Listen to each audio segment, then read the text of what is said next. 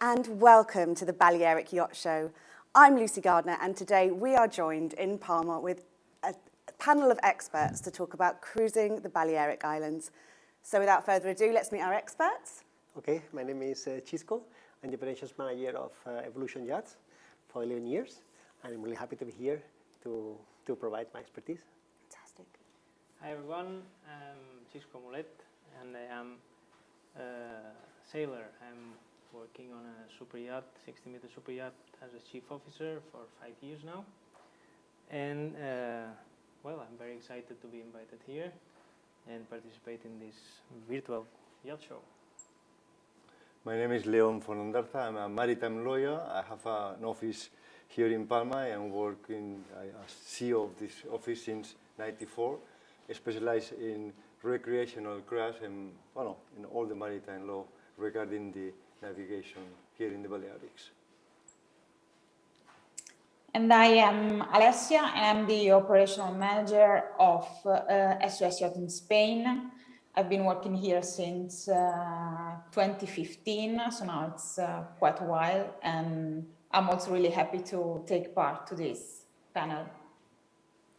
Well, we're so lucky to be in one of the most incredible places in the Mediterranean, if not the world. The Balearic Islands are super special, but there are more than one island and they are very different. Xisco, tell us a little bit more about them. Yeah, that's correct, you're right. So the thing is that Balearic Islands, in my opinion, is a must, okay, in the Mediterranean. Due to we are fortunate to live here in the islands and to share this location with the guests now. So the Balearic Islands, okay, are really different between them because each island offers to the tourists, to the guests, different sessions, different offers. For example, Mallorca is the type of island that I can offer to the guest, to the tourist, experiences with wine jars. We have amazing landscapes, incredible beaches. For me, the most nicest sunsets. Incredible sunsets. Yeah, incredible sunsets. Well, over there in Superyacht, you can see amazing ones. Yeah. And then if you, for example, want to be not seen, we recommend to go to Menorca. Menorca is also really nice island with virgin beaches. It's known for its nature, isn't it, Menorca, more than any of the other Balearics? That's correct. Over there, well, Ciutadella, the architecture is amazing. Also the gastronomy, people, it's also a must now during the trip. Over there in Menorca, we have the natural port of Maón that is amazing sailing over there. And I recommend for sure, no? Then if you want to be seen and perhaps enjoy more the night, the party, we recommend always to go to Ibiza, okay? Because it's a contrast between the two islands. And then we don't have to forget Formentera, because for us it's the European Caribbean, you know? Yes, tell us a little bit about more Formentera, because many people may have heard of Mallorca, Menorca, Ibiza, but maybe not Formentera. Tell us a little bit about that. Well, Formentera is an amazing place, no? Many of the boats are located normally in Ibiza, and then during the mornings very early, they go to Formentera over there, because it's like you can find over there virgin beaches practically, no? And the most amazing water you can see from in the Mediterranean, no?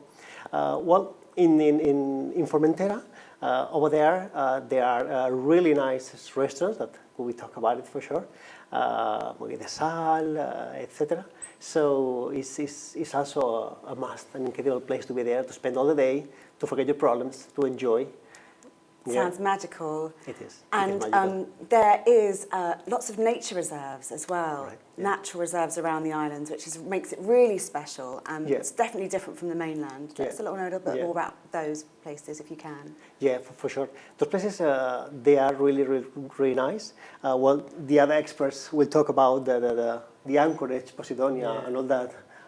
and very important regulations to have in mind over there. But well, for the reserves that you can find over there, it is amazing. The snorkel, swimming.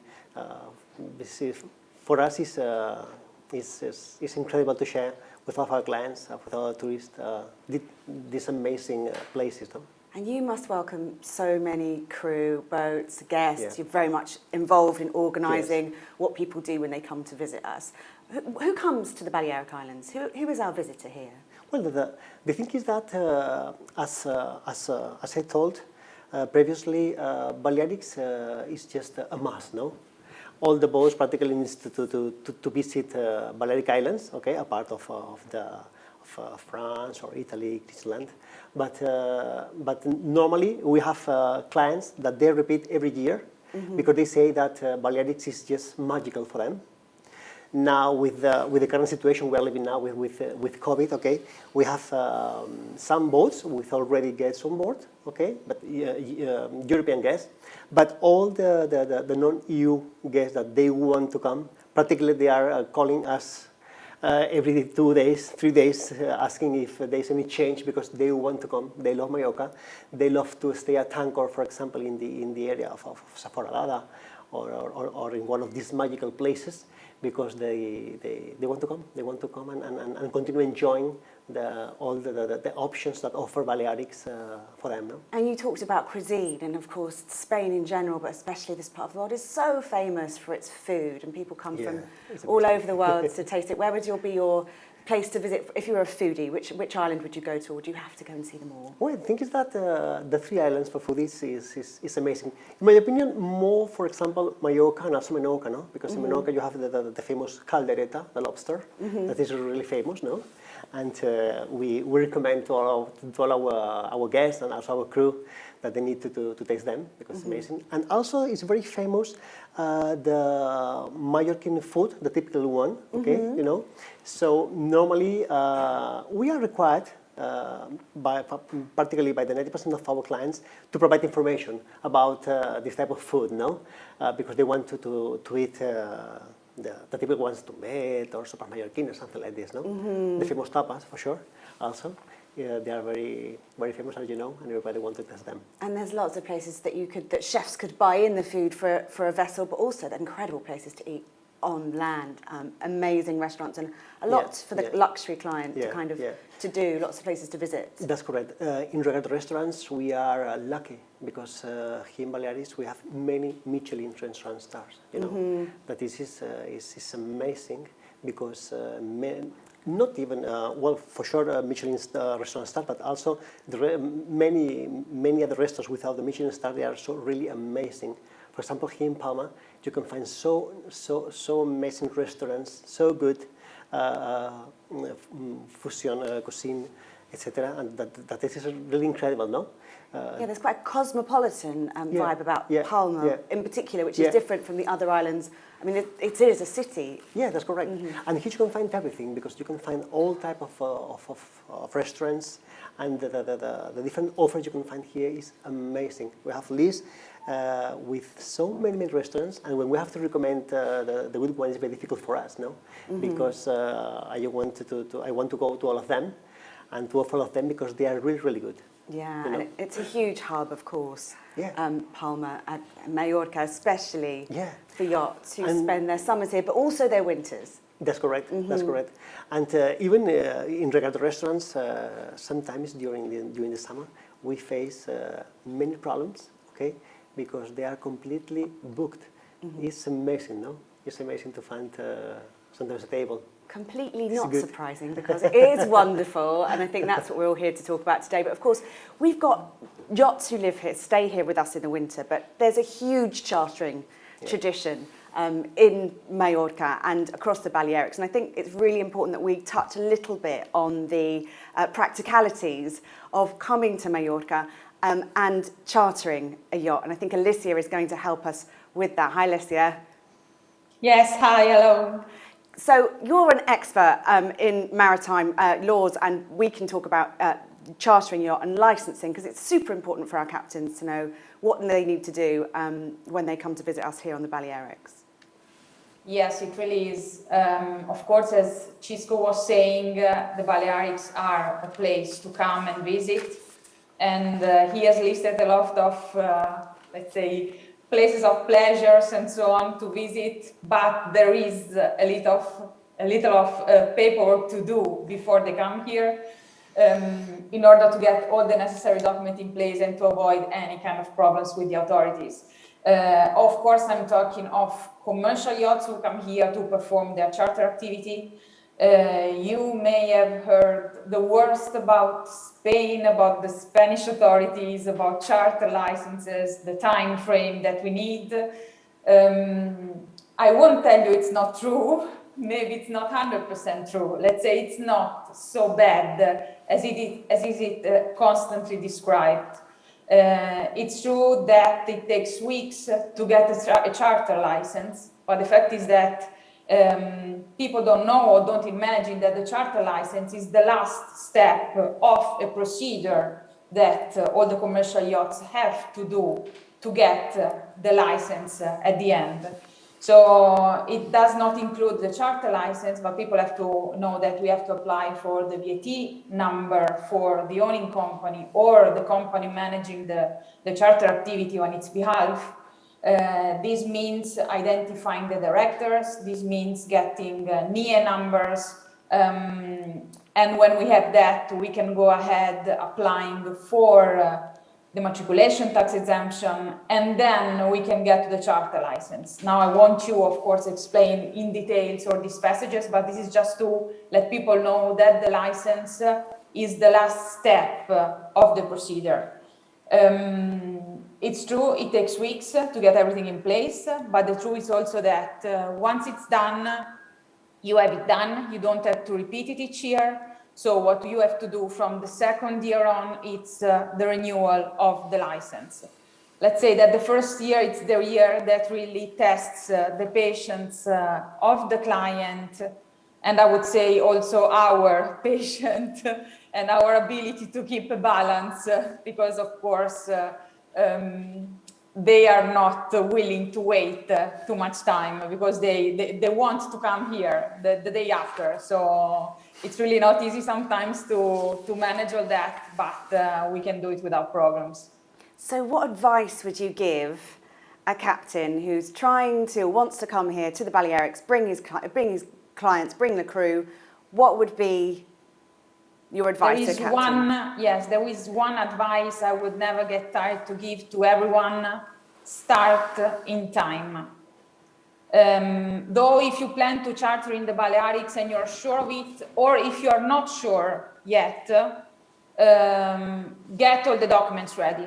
So when you will have, when the season will begin, you will already have everything that you need. So you said do it in time. What's the best time frame for a captain or a vessel to apply for these documents before they arrive? In an ideal world. Well, I'd say that, for example, at the beginning of the year to be... No, let's say it takes, it depends. It can take 6 weeks, it can take a little bit more, sometimes it takes less. I would say that when they are in February, March, they really have to think about it. It's not what I want to underline is that it's not a complex, it's not a complicated procedure. It's just a lot of paperwork, but it's doable. And if we submit all the documents the authorities require, there is no issue and we get the license. So it's not something impossible. No, it's doable. Absolutely, absolutely. We just take a little bit of patience, of time and paperwork. Yes, patience, it seems like you need lots of. Yes, we need a lot of, and I think León can confirm it too, that it takes. I do. So how many, I'm sure that you're granting and helping vessels acquire their licenses lots and lots every year. Have you been busy this year? Yes, and I didn't expect that. I thought this year would be a little bit, let's say, not as strange as last year, of course, due to this pandemic situation. But I didn't think that people would have, how to say, willing and wanting to come and charter. And surprisingly, they are. And I'm talking also with colleagues and so on, and we are all very surprised because we have a lot of requests. People want to come, people want to have fun, people want to relax and maybe don't think about the year that we all have had. So we're really happy about the year that is going to be, yes. Yeah, very good news for the Balearics and great news for yachting and just everyone as a whole. Know that people are going on a holiday and going to visit us, and tourists are still coming to see us is only good news. In fact, actually, I think it's about time that we talked a little bit about itineraries, because we do have a navigator with us here on the panel. Xisco, you are Chief Officer of Motor Yacht BEOL, a 60-metre motor yacht, and you know these islands very, very well. Let's talk a little bit about, from a navigator's perspective, where would you go if you were going to take guests on a 7-day, perhaps, itinerary around the Balearic Islands? Well, first of all, I want to say that apart from being a local, I'm a lover. I'm in love with these islands. And I've sailed these past years across the Mediterranean. And every time when I come back, I say, okay, there's nothing like this.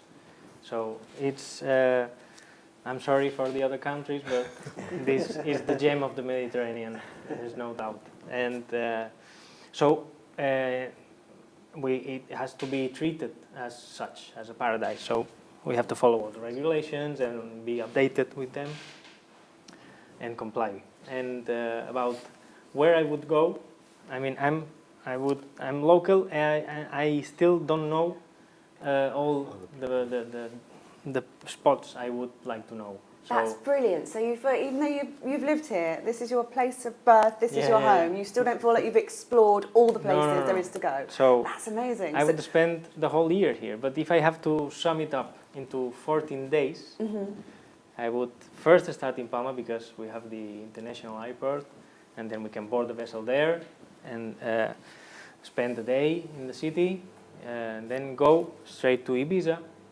70 miles. Then of course, if you are into the party, just enjoy that, because I think there's a lot of enjoy there. And after that, I would sail 10 miles to Formentera, either Illetas or the east part, depends on the weather. And also following, because there is an assistance to the anchorage, so you call the guys and they will help you to drop your anchor wherever it's best, and it's according to the regulations and the environment, protecting the environment. And then I would sail north to Sant Antoni, around 30 miles, 20-30 miles, and enjoy the views of the Esvedra, which is a very mystic island, and then enjoy at San Antonio the sunset. They're famous, aren't they? The sunsets from San Antonio, worldwide famous. Yes, absolutely.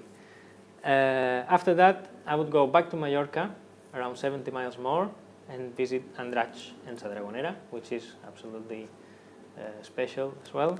Sa Dragonera is important because it's a nature reserve. It's a natural reserve, and it has a history as well that it's good to know.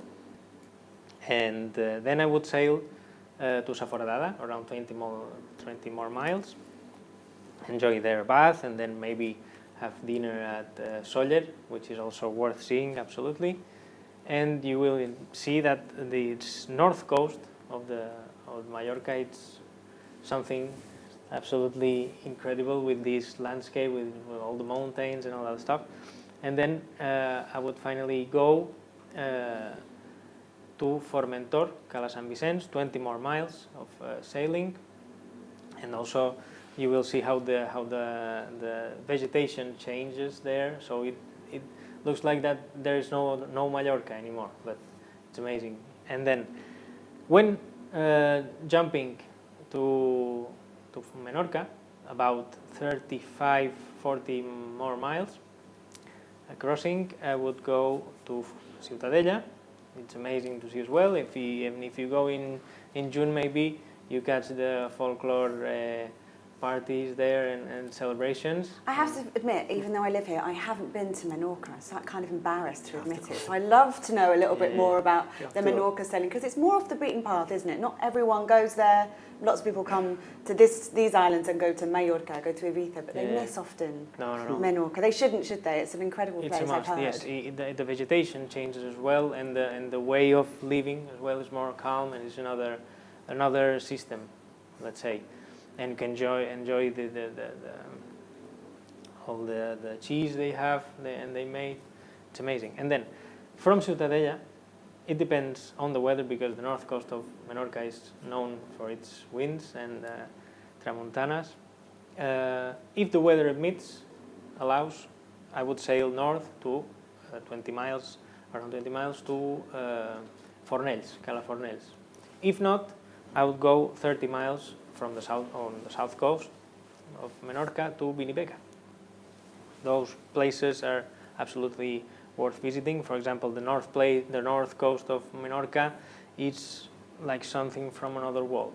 It's like you are in the moon or something. It's amazing. And then in the south, you have probably the most beautiful coves that are in the Balearics. So it's worth exploring each and every one of them. And then you get finally to Mahón, which is the most impressive harbor to sail in, because if you go in, you sail probably 20 minutes slowly, and you can watch all that stuff, and it's amazing to see. After visiting Mahón, I would go straight to Mondragó, 70 miles of sailing back to Mallorca, Mondragó, on the southeast coast, which is actually the background picture of our colleague here.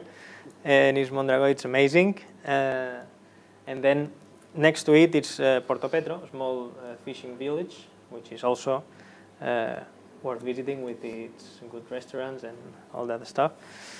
And after Mondragó, I would go to Cabrera, 20 more miles, the biggest national park we have here, to take a swim. It is not possible to anchor there. You can take a buoy up to 35 meters in length, but from there onwards, you have to ask for the permission to sail into that waters, and you just stay adrift, drop your tender, and enjoy the archipelago. And then after that, I would go to Estrenc, 10 more miles, and an amazing sandy beach, no problem to find sand to drop your anchor and enjoy that beautiful place. And then I will go back to Palma and finish the charter period, and maybe spend another day in Palma, because it's worth it as well before leaving the boat. Sounds incredible. Just out of interest, guys, and this is a little bit off, but do you all have favourite places? And we've heard so many of yours, but is there a favourite place? If you had to pick one place to spend an afternoon in the Balearics, where would you go? Well, I love Menorca. You love Menorca? Menorca, Ciutadella. I love the city. Is amazing because it's an amazing place. The architecture, there are many palaces that you can also visit. The gastronomy, I love it. The beaches in Menorca, for me, they are like beaching ones. And if you go to this time of the year, there are not so many people, and perhaps you are lucky and you can stay alone at the beach. That is incredible. I think that's actually a really important point about the Balearics. We've got a really long season. We've got fantastic weather here from the spring all the way through. I mean, we still get guests here at Christmas for sure. Not very many, but still the weather's warm enough. October, November for sure. This is something that everybody should know. I mean, there is not only the summer season. Here we can enjoy our coasts and our beaches almost all year long, because we have. Yeah, and especially with Palma, you've got a city sense. It doesn't close down completely in the winter. There's definitely winter cruising available. And how about you, Leon? Where's your favourite place to spend an afternoon? If you have to choose just one. Just one? Yeah, just one. Maybe the one I spend in summers is Cala Fornells, but in Mallorca. Okay. Because Menorca is Fornells and we have Cala Fornells. Why is that your favourite? This is for me the favourite. Yeah, but why do you love it so much? Because it's the place where I was since I was a child. every summer. Oh, wow. So I know perfectly the coast, I know everything. So you're the expert of Californias. If you needed to know, you're the one to ask. Definitely. And Alessia, how about you? Where's your favourite place to visit? Well, actually, all the calas on the east coast of Mallorca are one more beautiful than the others, but I have a favorite one that it's Cala Anguila, that it's a very small one. And usually there are not so many people, not even in summer. So if I manage to wake up quite early, I usually am there already, I don't know, Sunday morning at 8:30, and it's just me and other few people, and I really enjoy it. Well, we won't want to tell too many people about that one, otherwise you won't be there on your own anymore. But moving on just briefly from the fantastic, thank you so much, Xisco, for letting us know all about the itineraries. But I think since we did talk about natural parks, and we are going to talk about the Posidonia, I'd really like to go to you, León.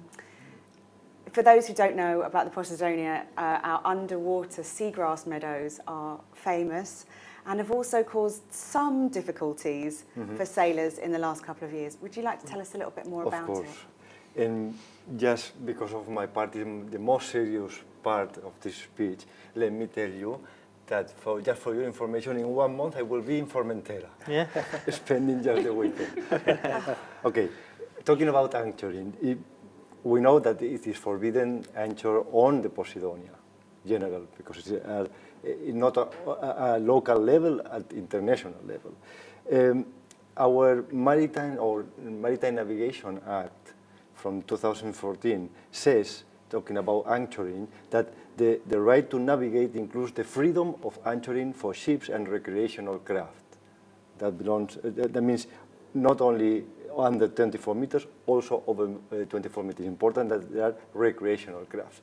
And of course, the limits or the bathing area limits, it is forbidden to make anchoring there, or on the Posidonia, as I said before, and also it's important to ensure safety of the life and the environment.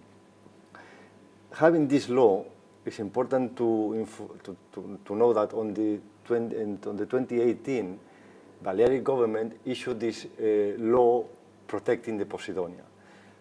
Two ideas about this law. One is, or decree, that the plan was already protected. It was not really necessary a local law about the Posidonia, but it doesn't matter.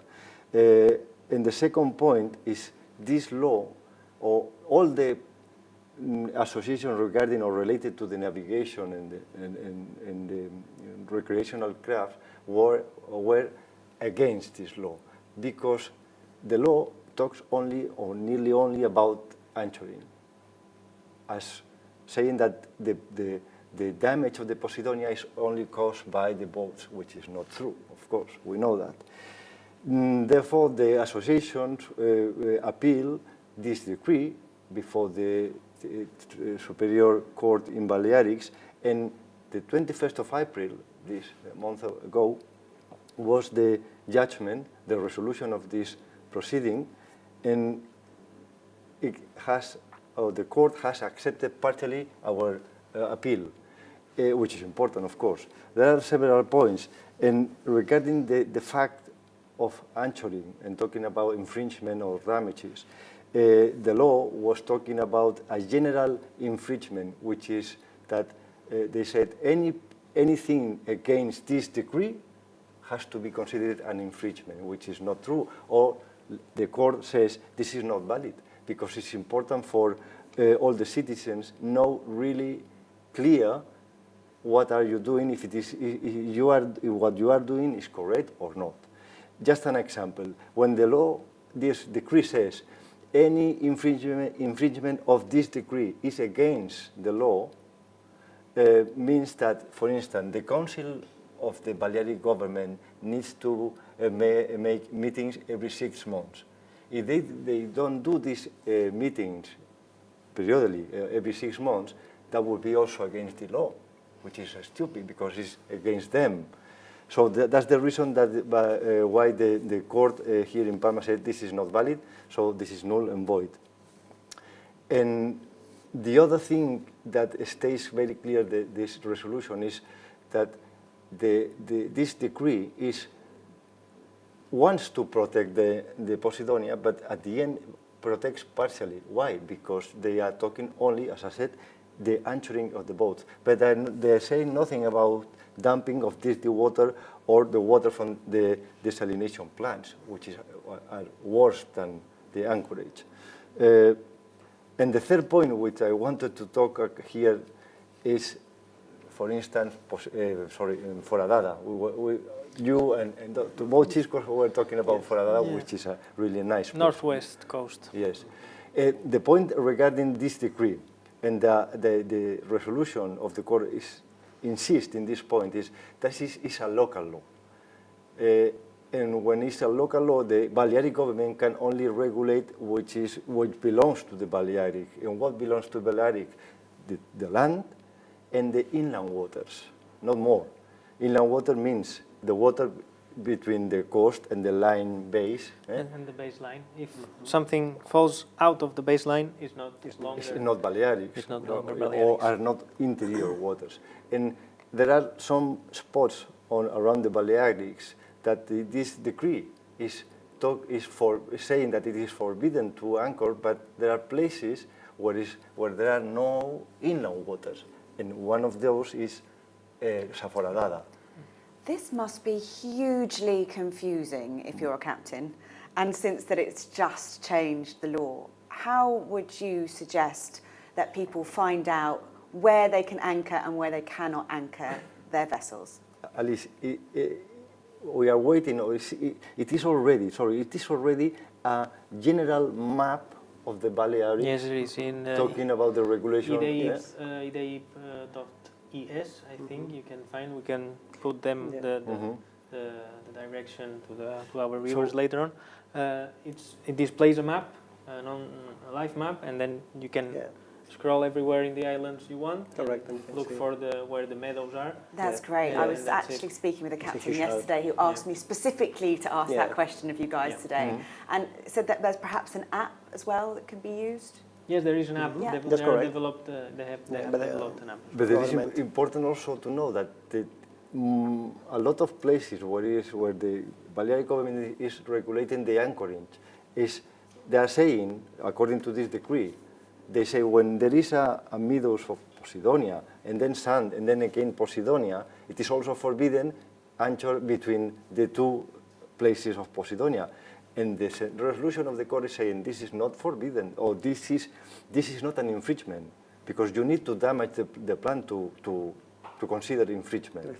That's the reason that if we look all these spots, all the maps, maybe we will find some places that are Posidonia, sand and Posidonia, and it is not forbidden if you are anchoring on the Posidonia, on the sand, not on the Posidonia. So, to the captains, just look very carefully where is the sand or where are the rocks. Well, you have heard it first. That is an absolute definitive about the change in the law of Posidonia. And I know everybody has been talking about this. It's such an important point. So thank you so much, You're welcome. Leon. And actually, we don't just have to go anchor at our wonderful islands. We're lucky enough to have lots of wonderful marina facilities for boats to come and stay with us. I know lots of you guys know about marinas. We'll start with Xisco from Evo. Tell us a little bit about the marinas here, the marinas that your clients tend to use on Mallorca and beyond. In Balearics in general, we have amazing marinas. For example, here in Palma de Mallorca, there are here in Palma, many of them. All of them are really, really good, amazing facilities. And we can take large vessels here. Yeah. And there's space for big boats. For example, now I talked this morning to the manager, because they are renovating the marina, and they are doing the key number 8, where they will be allowed to get boats until 170 meters lower. Wow.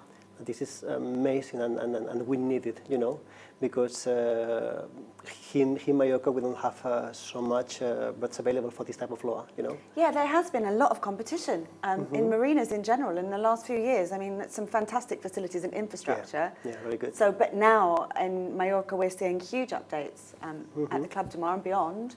And of course we have Port Adriano. Yeah, Port Adriano. Yeah. Portals is also really nice one. For summer also. Portals is a must, no? Yes. To be over there. Facilities are really nice. But for captains, I think they are like here in Mallorca. to find very good spots, good facilities, and in Marina you find very professional people that takes care about it for sure. The islands are very well prepared for either for the yachts and for its crew. I mean, the crew can live here all year long and have a very good time. And as I told you before, there are few places better than this one to live. I mean, no more. We have a huge year-round crew population in Mallorca, and I'm sure the facilities in Ibiza as well are good. Sure. Yeah, for sure. In Ibiza, for example, you have the most demanded Marina Ibiza, where the famous Leo Club is over there. Everybody wants always a spot over there. Sometimes it's very difficult to find it, you know, because also during the season they are overloaded and they are completely booked. Okay. For example, in Formentera, this really small marina, only just for locals or for very small boats. And then if we move to Menorca, you have Mount ports, okay, but they have very nice ones, marinas. In Mount, you have the opportunity, and this is good also, depends of the law of the boat, you are allowed to proceed to the commercial dock. That is next to Mount City. That's also a really good option for boats. But in general, we are lucky. We are lucky here in Balearics because all of them are really prepared and offering to captains boats a very good service. And that's really important, isn't it, if you are coming here to cruise, that you do have all of the services that you need to make sure that your vessel is not only working correctly and in good order, but also the provisions that you need to be able to look after your guests. And also what Xisco said, no? Also Balearics, more especially Mallorca, for wintering, for the winter, is also really good. You do have some amazing shipyards, no? And I think crew is really happy to spend the winter here in Mallorca, no? World-class services, I think, and of course, as you said, I love the gem of the Mediterranean and absolutely the world. No doubt. Yes, absolutely. No room for doubts. Yes, that's correct. That's correct. The location is also very good, no? International airport. Almost, I think there are 300 sunny days during the year. Yeah, that's correct. I mean, and the plenty state-of-the-art shipyards, plenty of linear meters of berths for yachts, and lots of places to hang out with other crew members and stay here, live here. And some amazing sports as well, just to touch on, but incredible. I mean, if you like to sail sailing boats, you also have a great wind, a great tradition of sailing boats here, and under the water as well. If you dive, it's amazing. Yeah, it is. It is. Incredible. Did some snorkeling the other day, and it's so beautiful. Amazing waters. Some of the best in the world. Because Balearics gives to the different clients different options, no? And I think that Balearics adapts to the guests' needs, no? Because they can provide everything, for sure. Yeah, equally good for families as for party goers, as for people just for the weekend. Let's hope we still get weekend clients coming over this year. Yes, cross our fingers.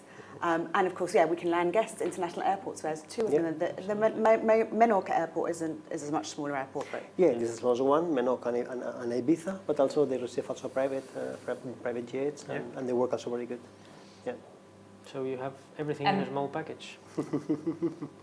Yeah, and the airport of Mallorca, we have to say, has got amazing connections. So the flights daily are really a lot, and they come from all over the world. It's really easy reachable. It's impressive. well, Nothing is missing here, actually. Well, I don't really think I can say very much more than that. That's a great place for us to round up. Thank you so much, everyone. And I'm sure if you want to come and visit the Balearics, you will find out much more information throughout the Balearic Yacht Show. But thank you so much for joining us today, and we'll see you all here soon. Anytime. Thank you. Pleasure. Bye. Bye-bye. Thank you. Bye.